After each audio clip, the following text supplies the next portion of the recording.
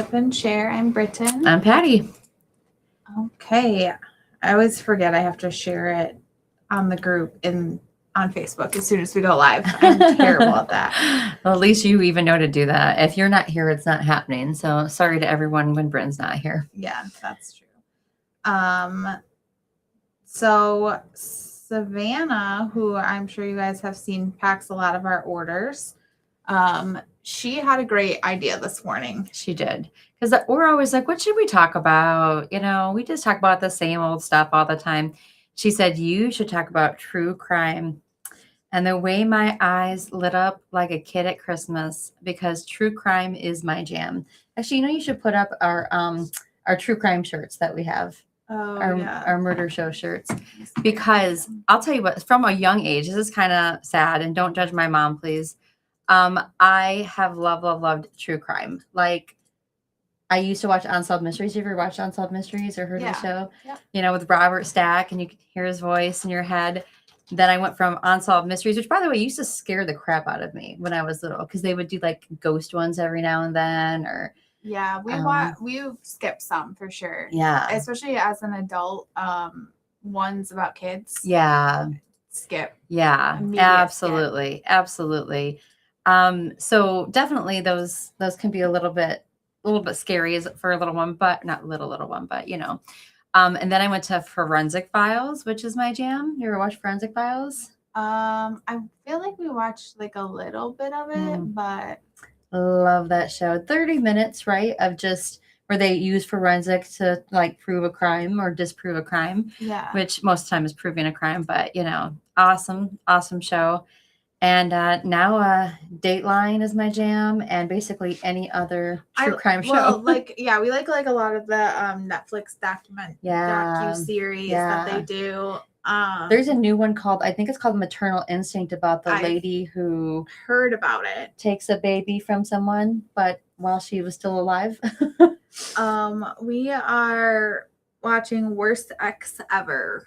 Oh, is that like a show or a movie? No, it's like episodes, and it'll be like, it's crazy. Like, some of these people are like kidnapped by the significant other one. The one we watched last night was wild. Like, this woman was in jail for 7 months because her ex framed her.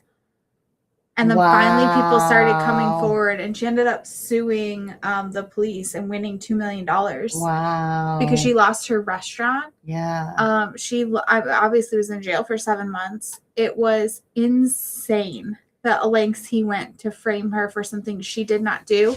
And if the police would have done like a tiny bit of investigation, like interviewed these people, they could have cleared this up so quickly. Can you imagine being so filled with hate towards someone that you would take the time to just ruin someone like that? It was the wildest thing. And I mean, he had this, like, it was so planned out, but he was also an informant for the police. So the police, so they trusted him. Wow. It was wild. That's messed up. Morning, Deborah. Morning. I'm glad you're drinking your special coffee. Oh, the Galaxy is so good. She did.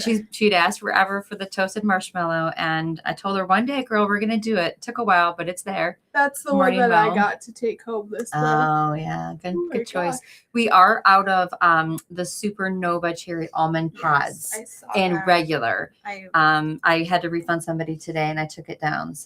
But we only took it down on one. I figured I did it wrong, so I'm glad I'm telling you now. I saw it, and then I was gonna go check it after this. Perfect. Oh no, perfect. I already deleted that. Okay, good deal. Okay, perfect. So I'm super into the shows about true crime.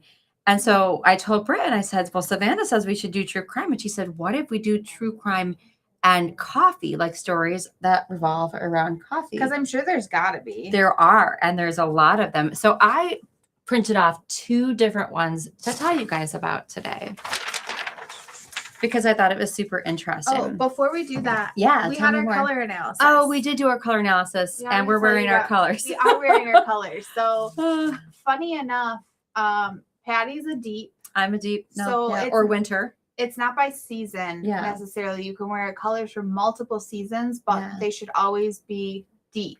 So you can wear, I think, colors from fall or autumn and winter. Yeah, it was jewel tones and then some of the richer colors. Yeah, and I'm a soft.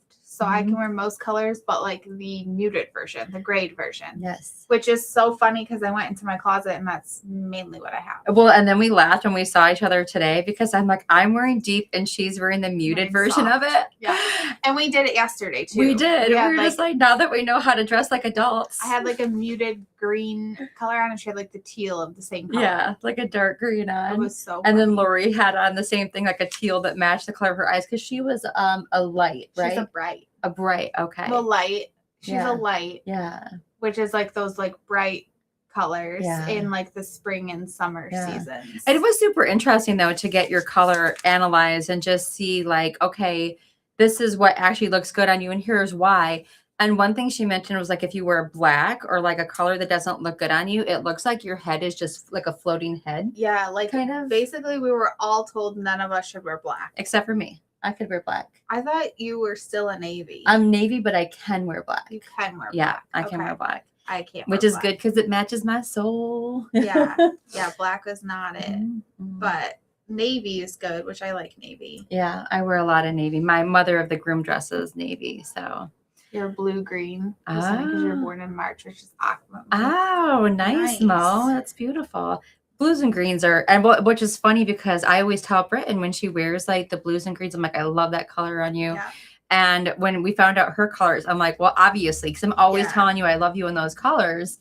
So like it does seem like it should like already make sense. Blues, greens, the like dusty pinks and purples. Yeah. And like even these like basically anything that's like that heathered, like muted tone of a color. Well, now it's funny because I'll walk around looking at people like that's not your color or that is your color. Yeah. And it had a lot to do with contrast. Like I have fair skin, my eyes are quite fair, but my hair brings a little bit of contrast. So I got like a level 2 contrast or something. Whereas my mom in Sedona had like no contrast at all. Light hair, light eyes. Which is funny because my mom, she was on me for years about making my hair lighter. Yeah. And I'm like, I don't know. I just don't feel like it looks that great on me. Like it's just a little bit too light. And then this just confirmed that a little bit darker, more muted hair is better. And she was like, yeah, you're right. Yeah, I know. It's like when you get somebody else that says that that's what you should wear, then that's how that works. Yeah. So it was nice. I can also pull off magenta. That's a hard color to pull off. Yeah. I cannot pull off. And then neons can be tough too. Anything that's just like too bright. I wonder if you're a light then. Because you have light hair, light skin. Do you have light eyes? I think she does. I think you do. Yeah. I bet you're a light. Yeah. We're just color analyzing a lot of bright colors. Here. Yeah. Figuring out everybody's colors. And then you have dark eyes, dark hair, but light skin. So you're probably... So I had a higher contrast. Higher contrast. Yeah. And so that put me in the deep mode. So even more fun. Yeah. Okay. It was really fun. Yeah. Anyway. Yeah. We had a great time doing it. It was a nice little time. And now we need to throw away most of our closets. So Lori already went through because I resell and she's like, I have bags of black clothing for you. And I laughed because she had said, she's like, I'm going to wait until after the color analysis to go through my closet. Yeah. And Lori loves clothes. She has a lot of clothes. So she's like, I went through everything, going through it, and I brought black clothes. I'm like, great. Yeah, Mo, I bet you're a light. You're probably the same as my mom and sister. Yeah. And the lady did ask us what color your hair was as a child and what color it was now. Like, I guess that had some importance to it too. So, and then like, did your hair have any gray in it? Were you planning on going full gray? So I thought that it was a really interesting process. So if you've never done it, and you're curious, it'd be fun. And it was like, for me, especially sitting, because you sit and watch in the mirror, it was so clear what color palette I was. Like putting the capes on, there was no question. Yeah. You were kind of like between two until we took your makeup off, and then you were very clearly one. Yeah. Yeah, which was kind of funny because I wasn't supposed to wear makeup, but it was after our live, and I don't do that with no makeup on. So I don't have makeup on. I know, right? I know. Okay, true crime. So, like we said, we wanted to find cases that correlated with coffee, since obviously we're a coffee company, right? Yeah. So the first one I found was the Indonesian cyanide coffee case. There is a Netflix documentary on it, and it's called something like Iced Coffee and, whatever. Okay. So you can look it up. But in 2016, a woman died after sipping a Vietnamese iced coffee in Jakarta. So her friend was convicted of premeditated murder because they said that on the video footage, she like kind of hid and put like something in her drink. She was sentenced to more than 20 years, but there is some controversy. Okay. Because they said that it wasn't possible to conclude that she died of cyanide poisoning. Okay. Because they didn't do an autopsy. What? Right. Like, if you suspect somebody got poisoned, it seems like an autopsy is like. Right. And okay, so we know if we watch true crime shows, the first thing you do is you have to do an autopsy. And if somebody doesn't allow you to do one, that's sketchy. Or if they cremate you right away. But you said this is in Jakarta. This is. So yeah, I don't know what their laws are regarding that. I think it's much more wild west. Yeah. And Australia was somehow involved in this too. I'm not exactly sure how it was, but anyways. So one of the forensic doctors said only a small amount of cyanide had been found in samples from her stomach, and her death could have been due to other causes. But the judges rejected this, finding almost 300 milligrams of cyanide had entered her body, which I'm not sure how they found that. If they didn't do an autopsy. Exactly. And 120 milligrams is what's lethal to humans. I'm not telling you how to do it. I'm just saying, you know. That's crazy. I know. So they determined it was the friend? The friend, and she got 20 years. I'm sorry. Yeah. That's every time I watch these documentaries and they're like, oh, they got 15 years, 20. It's like, you took a life. Yes. Like, right. Why are you even getting a chance? Like I said, there's controversy about it, right? Yeah. Because they didn't do an autopsy. And to me, so like I said, I watch Forensic Files, right? I am heavily weighted in forensics. Sometimes I'll watch a Dateline and they don't have any forensics. And I'm like, I don't know.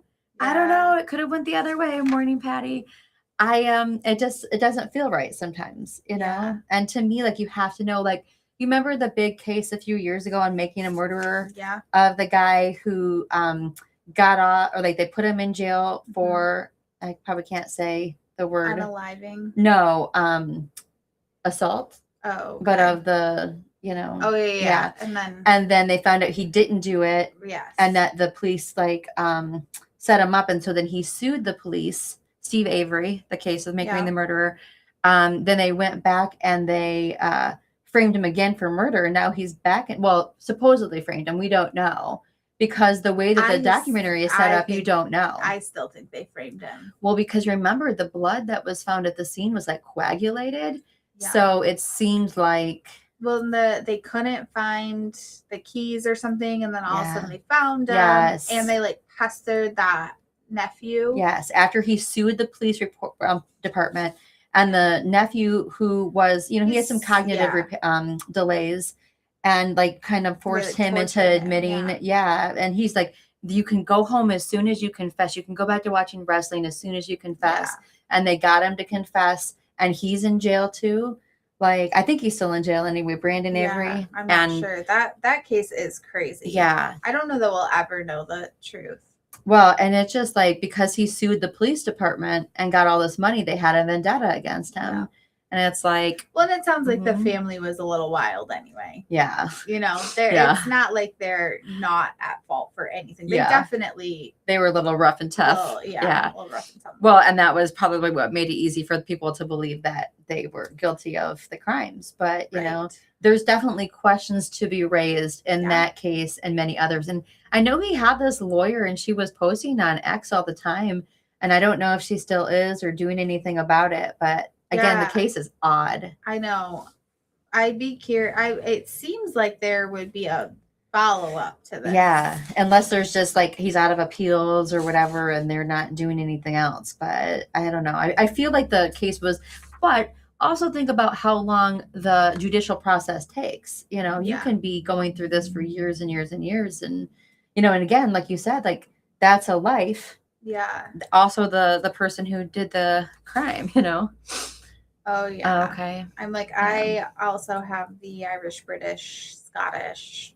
Oh yeah. Yeah. Just burn in the sun. Yeah.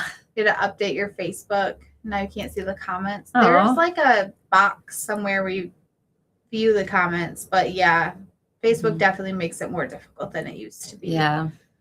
I'm not sure off the top of my head how to do it. Yeah. It probably depends if you're on a phone or computer too. Gotta love how sketchy it all is sometimes. I'm gonna just try to see if I can. Okay. So the second case I found, because I only brought 2 today, because I'm like, this might be fun to do on a regular basis. Yeah.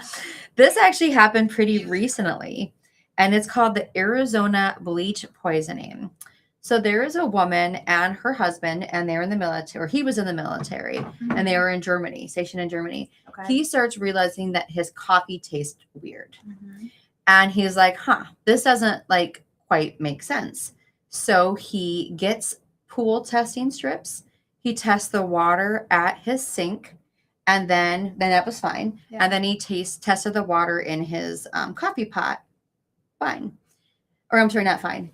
Full of chlorine. He's like, this is weird. That doesn't make sense. It's coming from the same place. And chlorine smells like yes. chlorine. Yeah. And I'm like, how do you just like drink bleach? And like, coffee is not that strong of a smell that's going to cover up bleach. Yeah. You know, it's strong, but it's not that strong.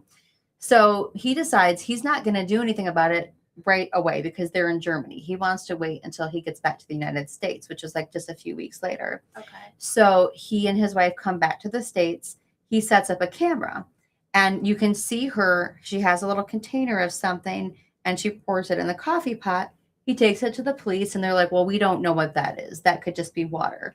So then he sets up cameras all over his house, in the laundry room, like everywhere else. And they see her taking bleach from the container, putting it in a different container and bringing it into the coffee pot and pouring it in the coffee pot. Whoa. So definitely was bleaching his coffee. Here's the crazy thing. She finally confesses and she only gets probation for 3 years and no additional jail time. Yeah. Right? Like you tried to unalive your husband by poisoning him. And just because he didn't die, and they said she did it because she wanted the military benefits after he passed away. That's crazy. I know. And they were going through a divorce, messy divorce. So, you know, I'm telling you people, like they always look to the spouse first. So what are you doing? Yeah. What are you doing? Oh my gosh, Mom. She says someone was unalived by a neighbor boy when she was 13 and got away with it on the text. Isn't that the worst when something like there's like something police work wise and it just, you know, like something happens where they can't get the person, but everybody knows that person did it. And that's just not fair at all. Patti, that's so odd because when I went on Facebook on my phone and it's like they're under the video. Yeah. Like the videos up here and the comments are scrolling down here. Yeah. Oh, that's a bummer. I'm sorry. I wish I could figure that out for you. I do not know how that works. I don't either. On a computer might be a little bit different. Not sure. Yeah. Somebody's spamming us on Yeah. Facebook. So I couldn't believe that lady only got time served. And I'd like to know why she only got time served. Because that doesn't make sense to me at all. Sometimes the judicial system, like, I just don't get at all. I don't know how to block people. Yeah, we'll figure it out later. Working. Yeah. The judicial system is pretty crazy on a lot of these cases. Sometimes good, sometimes bad. Like that woman that spent 7 months in jail because they just didn't investigate. Oh, yeah. Or I feel like a lot of times their sentences are really light. Yeah. Like if you purposely kill somebody or unalive somebody. Yes. I mean, that should be life. Period. Right? Yeah. Like I feel like if it's a car accident or an accident, like, you know, that's a little bit different. But most of these are not accidents. Right. We have a case that happened here locally just last week where the man was road raging and under the influence, allegedly, right? No, not allegedly. I mean, it was. Yeah. And a family of 4 was stopped on the side of the road on a highway, and he hit them so hard. I heard the car split in half. Through their car. Like they had on the truck bed the crumpled pieces of car that were left, and it was like nothing. It was so sad. The whole family of 4 is no longer with us. Oh, you're on your tablet. So okay, I don't know. It seems like it should work like mobile. So the man who did the driving is now facing a murder charge. Yeah, with life he in should prison. 4 murder charges. Yeah, and I think he's not even from here. He's from Virginia or something. Yeah, I'm he's not like sure why he was here. He's a contractor for something. Yeah, is what I read. Tell you what, so I'm don't sure he was here for work. Don't be intoxicated and drive, guys. It's never worth it. No, it is not good. Not at all. It's just so sad. Like the only like good thing is it's the whole family, kind of. You know, like that would be awful if it was just your one kids or one person. So that I came across a family last week on Instagram. They're called like the Simmons 3. The mom was driving the 3 kids back from basketball. They were teenagers, a basketball game, and a person was intoxicated driving the wrong way, killed all 3 kids. Oh my God. And so the mom survived. They have one other child who wasn't in the car, and they're all like they were upper teens. Horrible. But she visits their grave and, you know, changes out the flags. She puts different flags with their faces on it. And, you know, now the family has a foundation based on them going and speaking to schools about, you know, drunk driving. Yeah. But I'll tell you what, it is never worth it, guys. No, it's not. It is never worth it. UPS delivered your coffee to the wrong house. Oh no. Yeah. No, that's not good. I'm hoping it gets delivered back to you. Yeah. She says it's supposed to be delivered today, so that's good. That's good. Yeah. Yeah, and the Galaxy coffees are running out the door. Like the pods are almost gone. Yeah. So if you need pods, definitely grab it. It is so sad. I know. Oh my gosh, so crazy. 4th of July. We had our friends over, and these poor kids, they were in the ice storm that happened up north this past year. So they dealt with that. Then this past week, there was a mudslide at their cabin, like ruined the yards and driveways and everything. So they dealt with that. Then on the 4th of July, they're at their grandparents' house in Fenton, and the neighbor's car starts the house on fire, and a house burns down next door to them. Like, these poor kids have had such a tough year. Wow. I guess it was like an electric BMW parked in the driveway. I worry about those electric cars. Caught on fire and burnt the house down. Wow. And it sounds like, because that obviously their neighbor, their like siding melted, but luckily that's all. Wow. Crazy. I wonder if the neighbor's insurance pays for that, or if you still have to make a claim and your insurance pays that. I wonder how that works. Well, said he went on trial, but they had to throw out all his clothes that was covered in evidence. He had a fancy lawyer that argued the police took the clothes without telling him why. Huh. Wow. So basically they mishandled evidence. Wow. Or you'll be watching some of these shows and they're like, but the jury never heard this evidence. And you're like, why? Why did they not hear this evidence? Why did they determine? Or like if this person and I get like other crimes, you know, you don't want them to affect the current crime, but also if it shows a pattern that like you're a bad dude, like, you know. Yeah. You know, that's what sometimes you hear about these stories and you're like, oh my gosh, you get so angry. Well, that's how I felt like in the X one that we watched. Yeah. It's like they would do something bad in one state and then they just jump states. Yeah. So then nobody knew. Yeah. The police departments didn't know that, like, you know, so then there is no established pattern until they're at the end and they're like, wow, if we would have known all this. Yeah. Well, there was that case recently where the man, he's mentally unwell and he went into the house and he just stabbed a little boy in his head, and also other family members, and they declared him unfit to stand trial and they let him out. Like, he served a little bit of time, but they let him out on good behavior. So that was in like Tennessee or Kentucky or something, and now he's living in Florida. Like, he's out. That's crazy. I tell you guys, like, there's no good behavior if you do that. There's no getting out on good behavior in my mind. I mean, if you're not even fit to stand trial, then you're not even fit to be in society. Right. Like, I don't understand a lot of that. I really don't, you know, or going away from the unaliving cases, but like squatters' rights. Oh, those shows are crazy too. Oh, nothing makes me more mad. As as a former landlord who had a squatter for a year and couldn't get them out of my home, Yeah. you guys, man. Well, and it's just so frustrating because you only held on to that house trying to do the right thing. Yes. And then just got completely taken advantage of. Yeah. And a lot of it was the COVID laws, right? There was the moratorium that said we couldn't evict people, but I had a tenant move in and never pay again. And destroy your house. And absolutely wrecked my house. And I could not get rid of them for almost an entire year. They moved in May, and I couldn't get them out until April of the following year. And that was no rent during that time. No. And so I was making 2 house payments. Right. And then when I finally was able to get them out of my house, when I mean that there was human and animal, they let the sewer back up into the basement and didn't say anything. Right.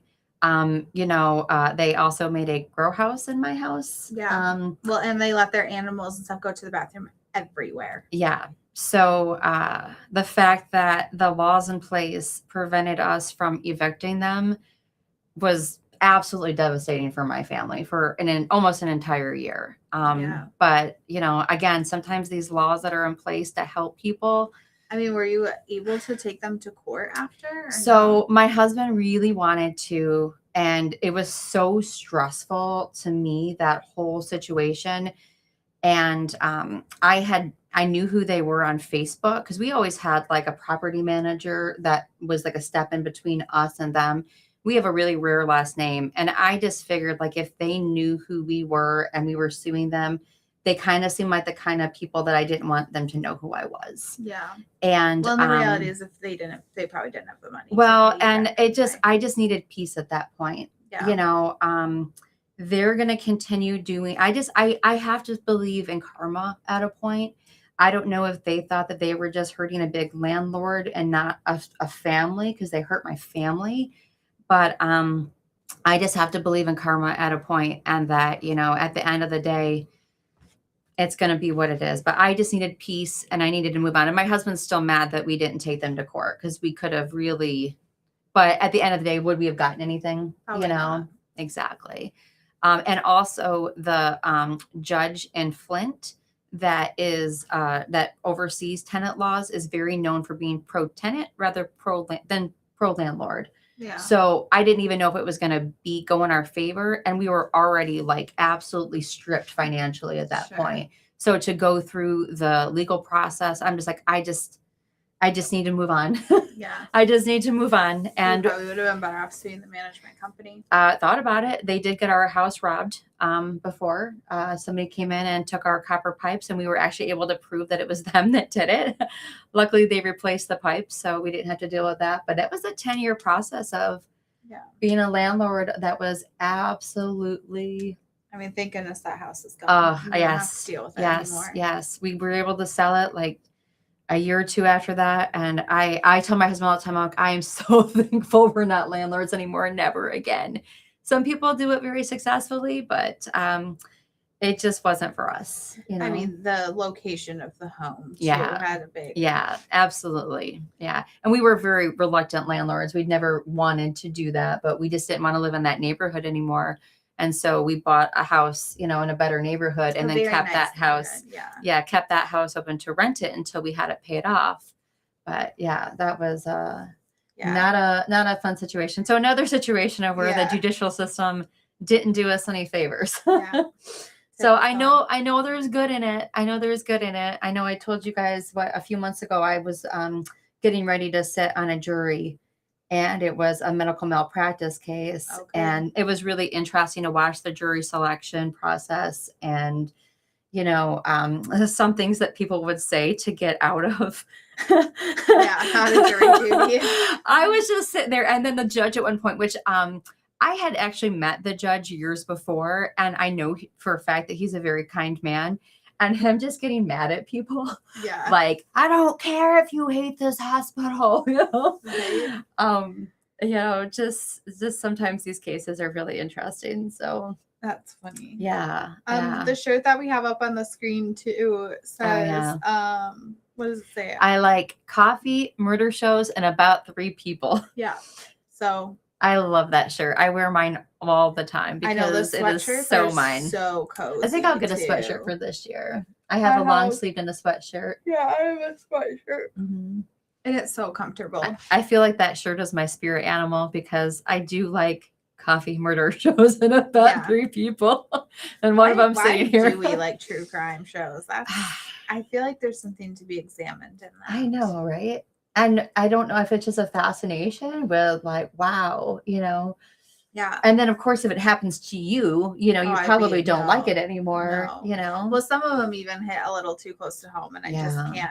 Anything with kids, I can't do. That's why I couldn't watch The Handmaid's Tale. Oh, and, just no. Yeah, I never watched that show. I did read the book, but you know, which the book you were telling me about yesterday is The Calamity Club. The Calamity Club. Okay, yeah, I started it. Yes, it reminds me a little bit of Anne of Green Gables style. Oh yeah, okay, I can see that. Like so, some of the comments are so ridiculous or offhand or so creative. Yes, it makes me giggle. So Catherine, I think her name is Stockett, the lady who wrote The Help. That sounds right. So, and The Help came out like over 15 years ago, I think. She finally wrote a second book called The Calamity Club. I didn't have to read The Help first. No, you don't. You don't. Completely separated. And that's also a great book too to listen to. It is a 29-hour listen. And I told Britt, and yesterday I said, girl, it's so good if you want to do 29 hours. And you know what she said? She says, that's 29 hours. I don't have to look for another book to read. And so I loved it. I gave it a 5-star read. Now I'm listening to Theo of Golden, which everybody's like, oh my God, it's the best book ever. It's a little slower. It's a lot slower. I know. I feel like Logan really wants us to read Dungeon Crawler Carl. Oh, yeah. I keep seeing it everywhere now. I'm just not sure. Oh, I got one of your murder shirts for my girlfriend. I'm one of the people she likes. Oh, cute. I love that. We don't have an update. We may have changed plans a little bit on the birthday celebration. Yes. Because we were talking about it, and for the party, a lot of companies have invited us to parties, and we just feel it's kind of an obligation for us to have to go. Yeah. And so we might change strategies and do like kind of broken up things. So like something for our employees, something for customers, and whatever. Yeah. And past employees. Yeah. We've got to have another meeting on it. We've got to pin Lori down is the problem, because we've got to she's got ideas, but we've got to get the ideas out of her head. So, but it is July, so that's concerning. Yeah, we got some stuff to figure out. July came really fast. Well, and my son is getting married on August 1st, and that's the date our stuff starts. And usually we would be here on August 1st, like pulling everything. Is that a weekend? It's a Saturday. It's a Saturday. Okay. Yeah. So, I mean, we'll still have the sales. We'll still have that stuff. Yes. But yeah, so that upsets me to not be here. In person, we're not totally sure. Yeah. She's kind of changed her mind a little bit. Though, Deborah, I know you have a friend in town, and if you decide to visit that friend, it would absolutely make our day if you came to visit us. And you guys can visit us anytime. Just let us know you're coming, so we were sure to be here. But we like guests. Yeah, we like friends. Logan, I tried to read Red Rising, but like physically, and I couldn't get into it. It's a little too dystopian for me. But I think I will try to listen to it. I think I could do it if I listened to it, because I had a hard time with what were the book series we just read? The Skyward. I had a hard time when I got to like the third book, but once I listened to it, I could get over the hump. Yeah, I went through Defiant really quickly. Yeah, Defiant was a lot easier to get through. And a lot of the books the boys pick, there's very little friendship, like relationship, like character development. Yes, agreed. It's very much just people orbiting and then playing together. Yes. And I do not like that. Yes. I would agree. I think that's the hard part about some of the books the boys like. It's like, do you even have friends? Are you guys like to hang out? Or are you just here together? And sometimes like when an author, like maybe they're a newer author, like, and they just don't do that like relationship building part of it. It's a male author thing. Right. I very rarely like books by male authors. I hate to say it, but there's just like that connection. Yeah, that's typically missing. That I need. There are some books that Lies About Lena book. That one's a little bit like where I'm just like, oh my God, what just happened? Like all of a sudden there's like vampires and warlocks. And I'm like, I don't know if I read that. It was a book club book, but then it's like the second book I'm on. Was it only Kindle or was it? I'm reading it on Kindle. I don't know if it's an Audible, so you might not have read it. Like I didn't. Yeah, read it. I don't know. Now I'm gonna search it. Logan said, "It's a different type of character development. It's personal growth and struggle." Okay, bud. No, I did not. Read it. Yes, Deborah, come see us. We'd love that. It says read. The Lies of Bleach. Did you read the second one? Gosh, I don't. I mean, I recognize this cover. Yeah.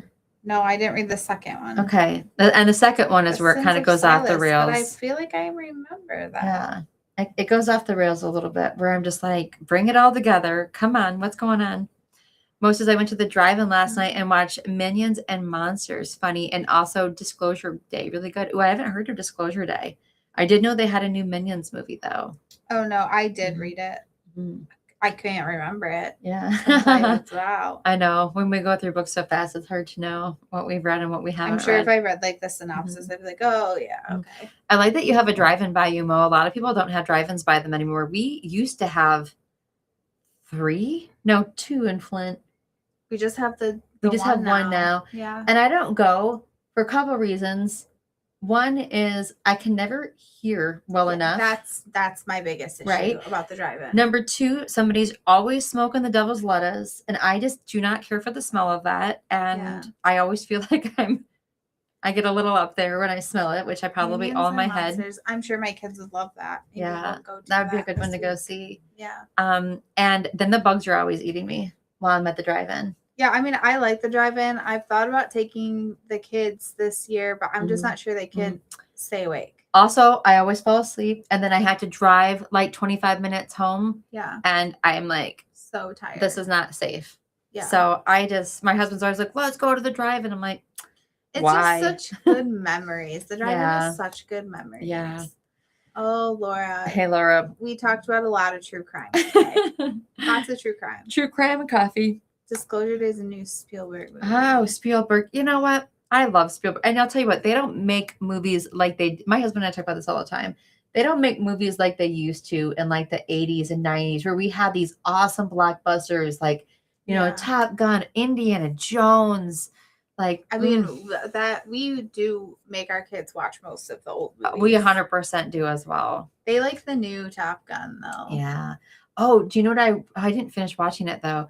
The Patriot. Oh, with Mel Gibson. While since I've seen that. I wanted to watch it on Independence Day, and I had to go out and watch fireworks, and then I forgot to come back and finish it. But that movie is just like proud to be an American. Yes, they fought for us. Okay, your drive-in ours has sound over your radio too. Yes. But the problem is we're outside of the car. Yeah. And then you want to be able to turn the car off. Yeah. And still have the radio. And then sometimes it's so hot that you want to leave your air conditioning running, but you don't want to leave your car running. And then there's always somebody who can't figure out how to turn off their headlights. Yes. it's a whole thing. Oh my gosh. And then the bathrooms at US 23 are like, they're like, you have to it's the smallest stall you've ever been in your life. Like you can barely fit in and close the door. Right. It's like wild. Even as a child, I could barely fit in these bathrooms. As a grown-up, I think I'd have to have the door open. I don't know how. Yeah. I don't even know how you do it. Work. I don't watch many movies anymore. We don't watch a ton of movies either.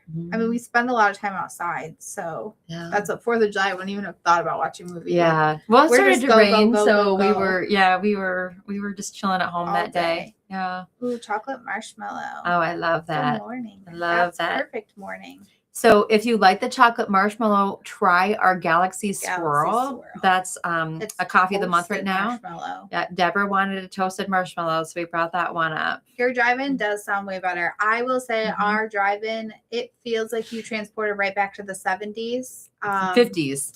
The technology is horrendous. I don't think they've updated the concession standard bathrooms. I don't know if yours does it, but ours still plays the old let's go out to the kitchen. Let's go out to the kitchen. Does it? Yeah. And then it does the snacks from the 70s, like, hey, and it's like It's the 70s elevator disgusting music, food disco on the music. screen. Yeah, and you're like, I don't I want to don't go want any of eat that. Yeah. Yeah. Like, I remember though, as a kid, my parents used to take us to the drive-in. They'd have so many of us in the car. First of all, none of us were like in seatbelts because there were so many of us in the car.